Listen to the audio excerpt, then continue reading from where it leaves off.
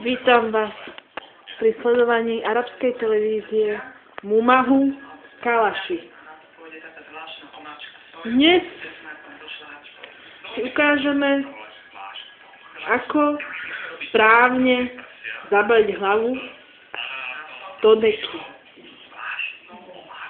Tak, klapka. Pripravíme si deku. Potom hlavu. A môžeme začať.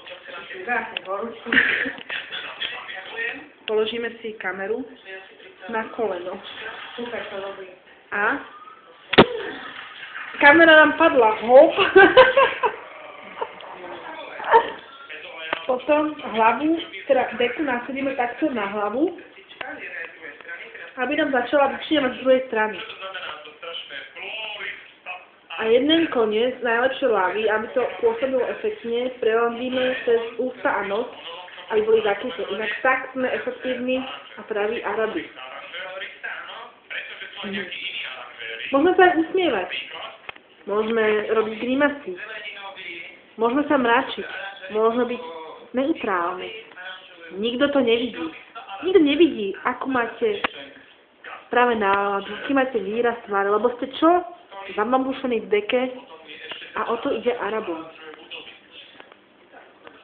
Upravíme si otvor na oči, aby sme videli skvelo na naše ropné polia.